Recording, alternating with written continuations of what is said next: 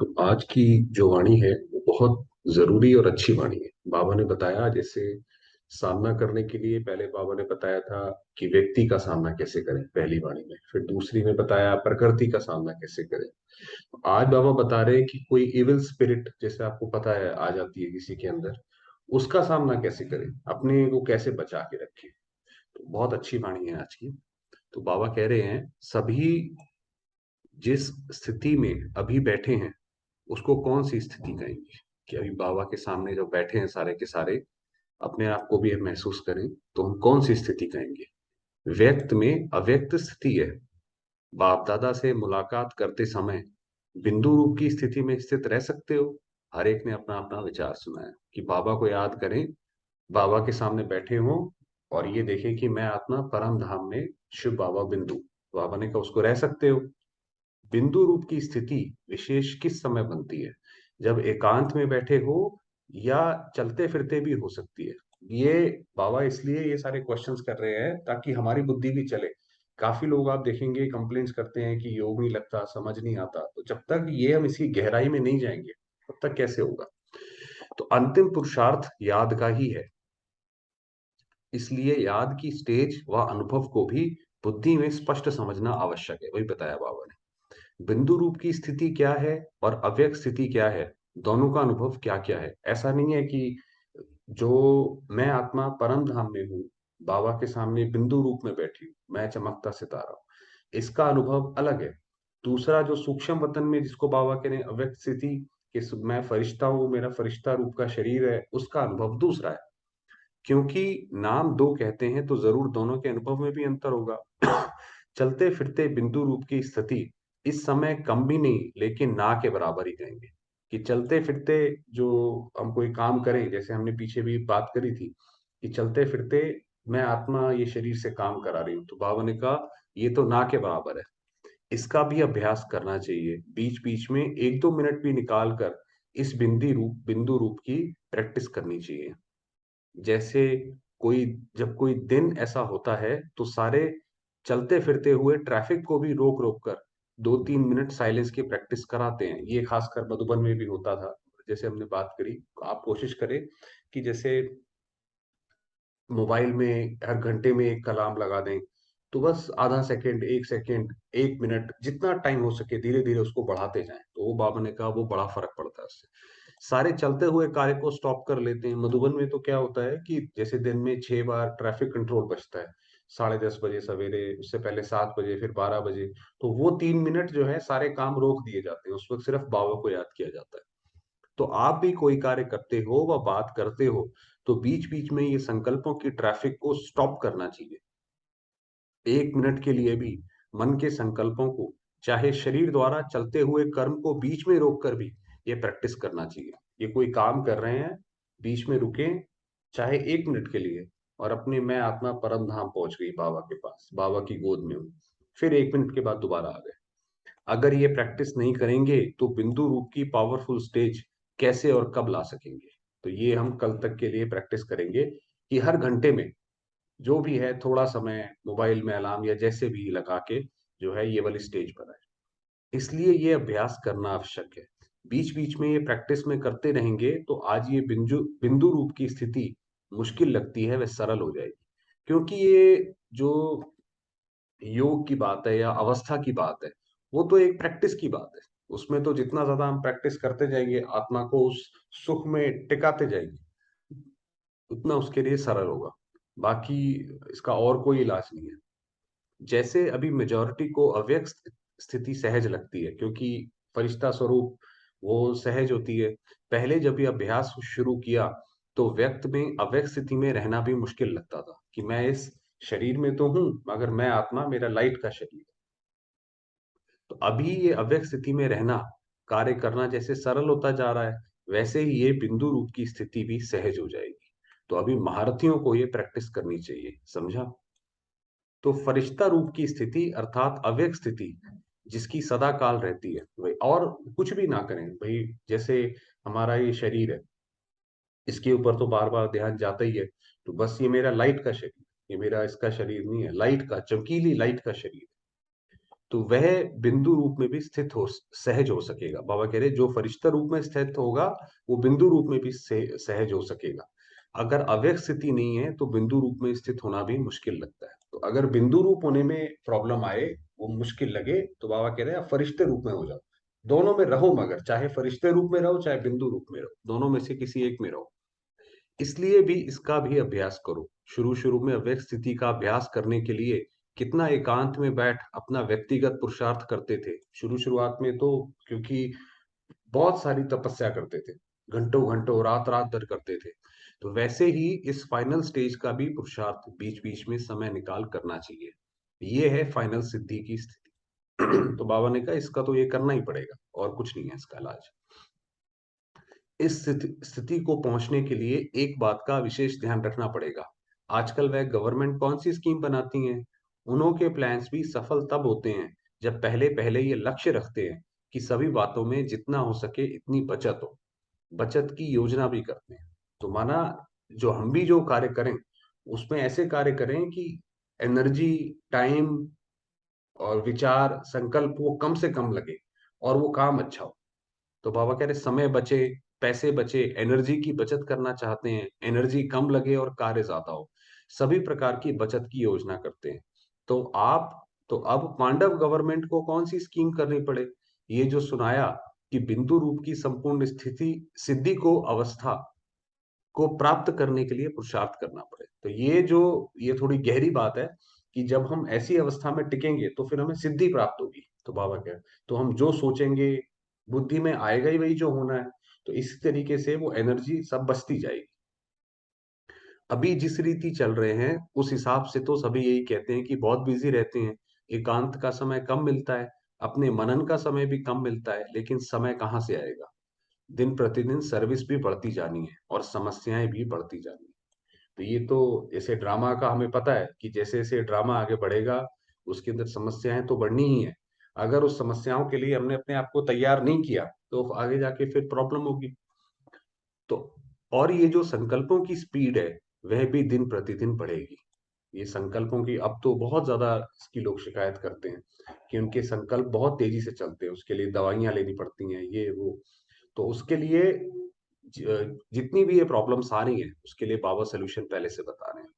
अभी 1 सेकंड में जो 10 संकल्प करते हो उसकी डबल ट्रिपल स्पीड हो जाएगी। जैसे आजकल जनसंख्या का हिसाब निकालते हैं कि एक दिन में कितनी वृद्धि होती है, यहाँ फिर ये संकल्पों की स्पीड तेज हो। एक तरफ संकल्पों की, दूसरी तरफ इवल स्पिरिट्स की भी वृद्धि होगी। जो आत्माएं होती हैं जो कि बड़े दुख में शरीर को छोड़ती हैं, जिनका जो है स्वभाव ही ऐसा है कि वो दूसरे को दुख देना पसंद करती हैं, या किसी के साथ उनका कर्म बंधन ऐसा है, तो वो इविल स्पिरिट्स हो जाती हैं। लेकिन इसके लिए एक विशेष अटेंशन रखना पड़े जिससे सर्व बातों का सामना कर सके। तो क्या है वो, वह ये कि जो भी बात होती है उसको स्पष्ट समझने के लिए दो शब्द याद रखना, एक अंतर, दूसरा मंत्र। तो कोई भी बात हो, कैसी भी हो, उसको दो शब्द जब हमारे सामने होंगे तो हम उसको सामना कर सकेंगे। जो भी बात होती है उसका अंतर करो कि ये यथार्थ है या अयथार्थ है। माना अंतर होती है, माना बाबा ने ज्ञान दिया है ना कि कोई भी चीज है, ये चीज श्रीमत के बिना है कि श्रीमत के साथ है, उसका अंतर करो। भाई आप कुछ करने वाले हो, कोई काम कोई आपको बोलता है कि भाई ये वाला काम ऐसे करवा लो, थोड़ा से पैसे दे दो हो जाएगा, तो आप ये सोचो ये श्रीमत के अनुसार है कि श्रीमत के उल्लंघन है। श्रीमत के विरुद्ध है तो हम लक्ष्मण रेखा से बाहर चले गए, तो फिर बाबा भी हमारी जिम्मेवारी नहीं लेगा। श्रीमत के अंदर है तो सब सारी जिम्मेवारी शिव बाबा की। तो बाबा ने कहा ऐसे अंतर करो हर एक चीज का। बाप दादा के समान है व नहीं है, कि भाई बाप दादा के समान है व नहीं है, बाप समान है व नहीं। तो एक तो हर समय अंतर करो, अंतर करके उसका 1 सेकंड में नॉट या तो डॉट, या तो नहीं करना है या फिर डॉट। करना नहीं है तो फिर डॉट देंगे, अगर करना है तो करने लग जाएंगे। तो नॉट और डॉट ये भी स्मृति में रखना है बस। या तो नहीं करना तो बस बुद्धि बिल्कुल उठा ली वहां से। अब उसके बाद दोबारा सोचना नहीं है, नहीं करना तो नहीं करना, उसमें क्या ये सोचे कर लेते तो ऐसा होता नहीं, बाकी लोग कर पाते हैं हम नहीं कर पाते, कुछ नहीं सोचना उसमें। अंतर और मंत्र ये दोनों प्रैक्टिकल में होंगे, दोनों को भूलेंगे नहीं तो कोई भी समस्या व कोई भी इविल स्पिरिट सामना नहीं कर सकेगी। तो जब हमारी बुद्धि ये इसमें एकदम अलाइन हो जाएगी कि ये काम हमने करना है, ये काम श्रीमत के अनुसार है, यही काम करना है, ये काम नहीं करना है, तो वो धीरे धीरे धीरे धीरे फिर ऐसी स्थिति है, एक सेकंड में समस्या भस्म हो जाएगी। इविल स्पिरिट्स आपके सामने ठहर नहीं सकती हैं, तो ये पुरुषार्थ करना पड़े। समझा? तो बाबा ने कहा ऐसे। फिर किसी ने पूछा कि बाबा इविल स्पिरिट्स का रूप कौन सा होता है? तो बाबा ने कहा उनका स्पष्ट रूप है किन्हीं आत्माओं में प्रवेश होना। अधिकतर आप देखेंगे बहुत सारी आत्माएं होती हैं, उनके अंदर दूसरी जो है वो सोल प्रवेश कर जाती है। लेकिन इविल स्पिरिट्स का कुछ गुप्त रूप भी होता है। चलते चलते कोई में विशेष कोई ना कोई बुरा संस्कार बिल्कुल प्रभावशाली रूप में देखने में आएगा। आप देखेंगे कोई व्यक्ति है, बहुत अच्छा चल रहा है, बहुत अच्छा चल रहा है, और एकदम से या तो गुस्सा इतना ज्यादा आ जाएगा या और कोई इतना बढ़ जाएगा, तो बाबा ने कहा कोई रूप देखने में आएगा बुरा संस्कार, जिसका इफेक्ट क्या होगा कि उनका दिमाग अभी अभी एक बात, अभी अभी दूसरी बात, वह भी फोर्स से कहेंगे। उनकी स्थिति भी एक ठिकाने टिकी हुई नहीं होगी, वह अपने को भी परेशान करते हैं, दूसरे को भी परेशान करेंगे। तो स्पष्ट रूप में जो इविल स्पिरिट्स आती हैं उसको परख कर और उससे किनारा करना सहज है, लेकिन आप लोगों के सामने स्पष्ट रूप में कम आएगी। तो बाबा ने कहा ये भी देखो, ये भी एक हमारे ऊपर वरदान है कि बाबा ने कहा हमारे सामने जो है वो बिल्कुल जैसे बताया कि किसी और के उसमें आ जाए वो कम आएगी, दूसरी वाली ज्यादा आएगी, जो जैसे बताया कि एकदम कोई संस्कार वाला व्यक्ति आ जाए। आप देखेंगे कई लोग होते हैं एकदम भड़क जाते हैं, और भड़क जाते हैं तो इतना भड़क जाते हैं जिसका कोई सीमा ही नहीं रहती। गुप्त रूप में बहुत आएगी, जिसको आप लोग साधारण शब्दों में कहते हो कि पता नहीं इनका दिमाग कुछ पागल सा लगता है। आप देखेंगे ऐसा भी होता है, लेकिन उस समय उसमें ये इविल अर्थात बुरे संस्कारों का फोर्स इतना हो जाता है जो वह इविल स्पिरिट्स के समान ही होती है। तो जैसे वे बहुत तंग करते हैं वैसे ये भी बहुत तंग करते हैं। ये बहुत होने वाला है, इसलिए सुना कि अभी समय की बचत, संकल्पों की बचत और अपनी शक्ति की बचत, ये योजना बनाकर बीच बीच में उस बिंदु रूप की स्थिति को बढ़ाओ। तो उसका सारी सारे ज्ञान का सार वो यही है कि अपने आप को बिंदु समझ के एक शिव बाबा को याद करना। कि शिव बाबा ने इतना ज्ञान सुनाया, इतना ज्ञान सुनाया कि सारी पृथ्वी को कलम बनाओ या लिखा जाए तब भी ना वो पूरा हो। तो उसका सबका सार ये है कि मैं आत्मा और शिव बाबा को याद करूं। जितना बिंदु रूप की स्थिति होगी उतना कोई भी इविल स्पिरिट्स और इविल संस्कार का फोर्स आप लोगों पर वार नहीं करेगा। तो जितना हम उतनी स्थिति में टिके रहेंगे उतना ही वार, और आप लोगों का शक्ति रूप ही उन्हों को मुक्त करेगा। जब हमारा अगर हम खुद ही डर जाएंगे तो फिर कैसे उनको मुक्त करेंगे? तो जो हमारा जो शक्ति रूप होगा, जो बाबा बताते आ रहे हैं कि मैं आत्मा कौन हूँ, शिव शक्ति स्वरूप, तब उसको हम दूर करा सकेंगे। ये भी सर्विस करनी है, इवल स्पिरिट्स को भी मुक्त करना है, क्योंकि अभी अंत के समय का भी अंत है। तो इवल स्पिरिट्स व इवल संस्कारों को भी अति में जाकर फिर उनका अंत होगा, किचड़ा सारा बाहर निकलकर भस्म हो जाएगा। इसलिए उन्हों का सामना करने के लिए अगर अपनी समस्याओं से ही मुक्त नहीं होंगे तो इन समस्याओं को कैसे सामना कर सकेंगे, उनको मुक्त कैसे करेंगे? भाई वो जो सामने वाली आत्मा है वो अपने कर्म बंधन के चलते किसी दूसरे उसमें आ गई है और उसको भी परेशान कर रही है, खुद भी परेशान हो रही है। तो उसको मुक्त करने के लिए तो हमें, अगर हम भी अपनी परेशानियों में परेशान होंगे तो उनको कैसे मुक्त कर सकेंगे?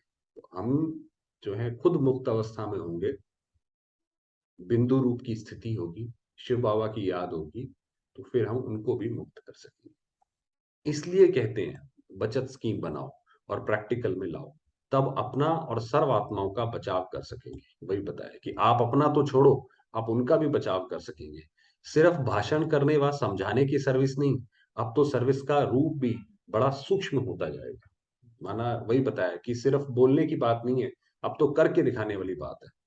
इसलिए अपने सूक्ष्म स्वरूप की सर्विस, सूक्ष्म स्वरूप की स्थिति भी बढ़ाओ। ये सभी प्रत्यक्ष होकर फिर प्राय लोप होना है। तो क्योंकि जब सतयुग आएगा, सतयुग के बाद फिर उसके बाद सारा खत्म हो जाएगा। प्राय लोप होने से पहले प्रत्यक्ष हो, फिर प्राय लोप हो जाएंगे। माना सतयुग में क्योंकि ज्ञान नहीं होता ना, तो वहां पे तो शिव बाबा का ज्ञान है नहीं देवी देवताओं को, तो वहां पे फिर ये सारा प्राय लोप हो जाएगा। सर्विस इतनी बढ़नी है जो एक एक को 10 का कार्य करना पड़ेगा। बाबा कहते हैं अंत में सर्विस इतनी बढ़ेगी कि आपको आत्माएं सोने नहीं देंगी। सोने नहीं देंगी मतलब एवल स्पिरिट सारी नहीं, कि लोग ये बोलेंगे कि भाई आप हमें दो शब्द सुनाओ और कुछ हमें ज्ञान का योग का दान दो ताकि हमें नींद आए। तो ऐसे तो बहुत अभी तो आते हैं, ऐसी वाली चीजें रिक्वेस्ट आती हैं ऐसी। तो शक्तियों की भुजाएं कितनी दिखाते हैं। भुजाओं का अर्थ है इतनी सर्विस में मददगार बनना। तो शक्तियां आप देखेंगे ना, देवियों की इतनी सारी जो हाथ दिखाते हैं, तो मतलब माना वो देवियां मददगार हैं, हम मददगार हैं बाबा के, इसीलिए वो इतनी सारी भुजाएं हैं। पांडव समझते हैं ये तो शक्तियों की भुजाएं हैं। पांडवों को फिर क्या दिखाया है मालूम है, लंबा दिखाया है। पांडवों का हाइट दिखाते हैं ना, तो ये भी पांडवों की इतनी ज्यादा मददगार बनने की निशानी है। लंबा शरीर नहीं है लेकिन बुद्धि लंबी है। तो हमारा भी ऐसा नहीं है कि भाई और बहनें अलग हैं, तो दोनों का ही यादगार दिखाया हुआ है।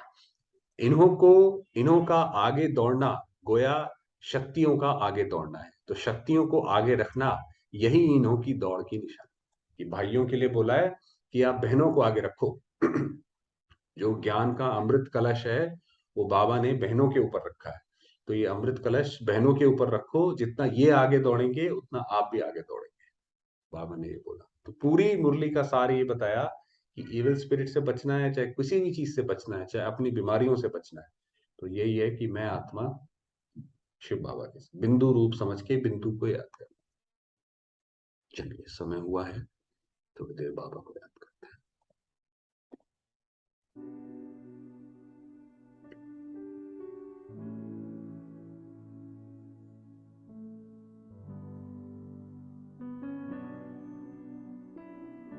मैं आत्मा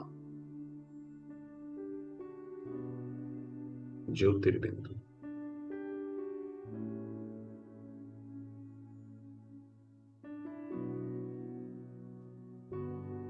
पॉइंट ऑफ लाइट हूं।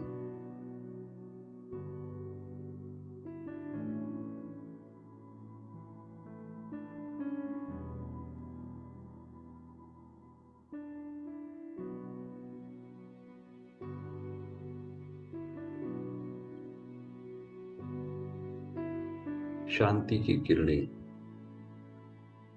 चारों ओर फैला रही।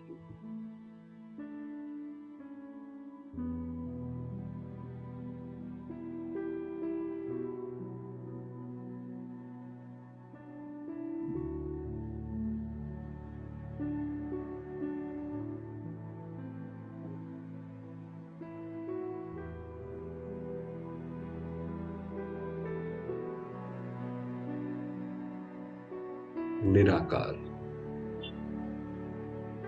ज्योतिर्बिंदु शिव बाबा मेरे पिता हैं।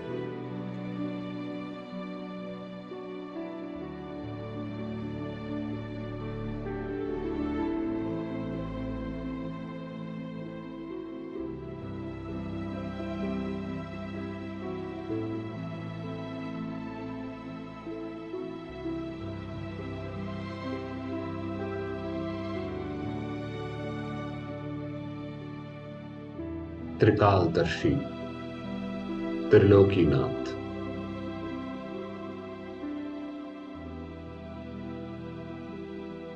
कल्याणकारी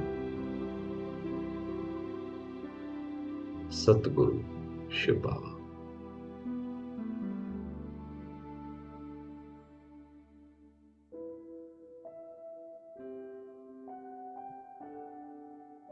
उनका अपार स्नेह मुझ आत्मा पर बरस रहा है।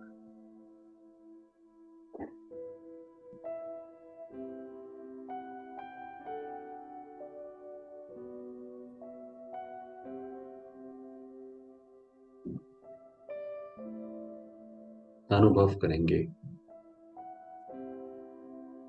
इन परमात्मा किरणों को स्वयं के ऊपर।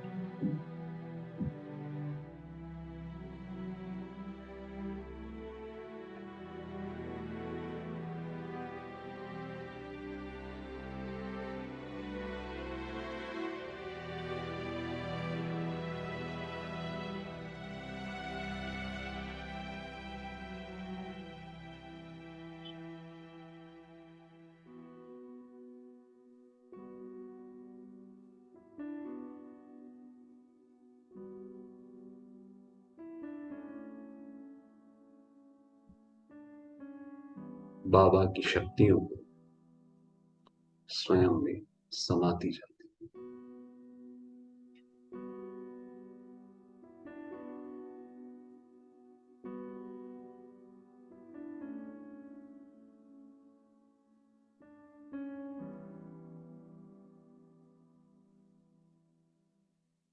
मैं आत्मा शिव शक्ति पांडव हूं।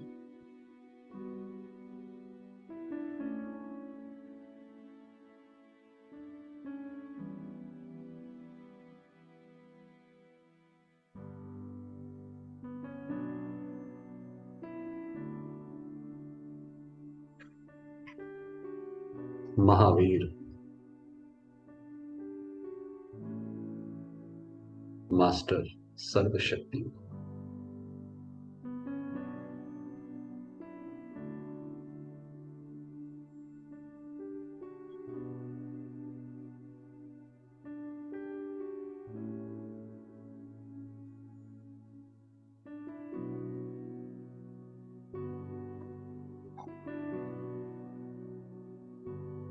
बाबा की अनेकानेक शक्तियों को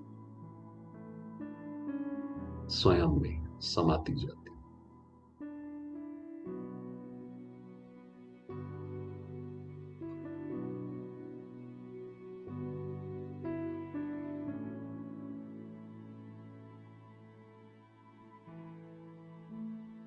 मैं आत्मा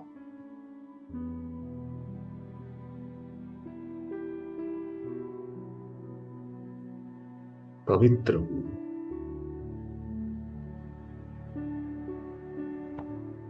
शांत,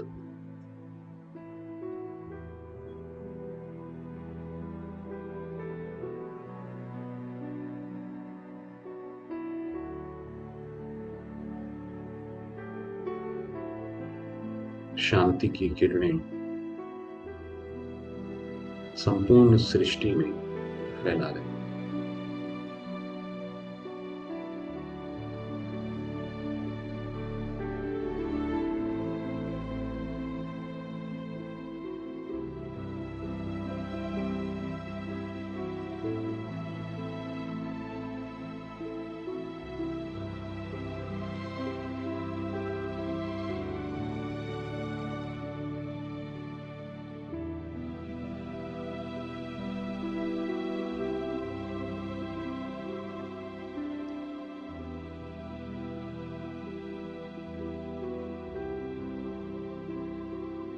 समूची सृष्टि में शांति की किरणें व्याप्त है।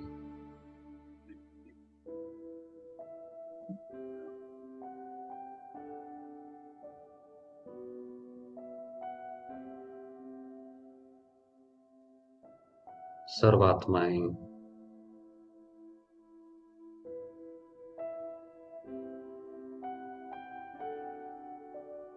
अपने कर्म बंधनों से, दुखों से मुक्त है।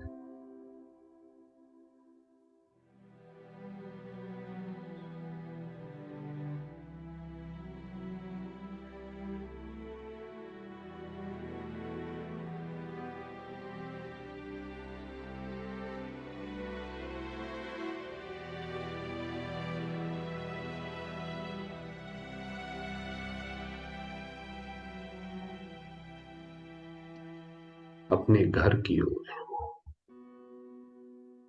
परम धाम की ओर,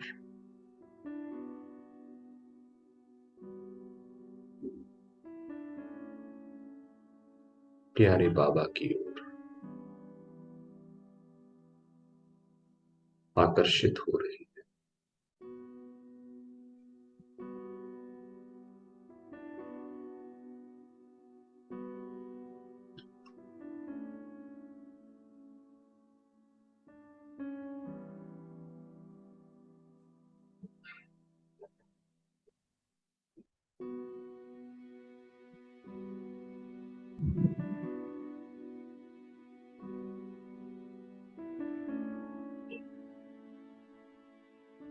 मैं आत्मा प्यारे बाबा के साथ कंबाइंड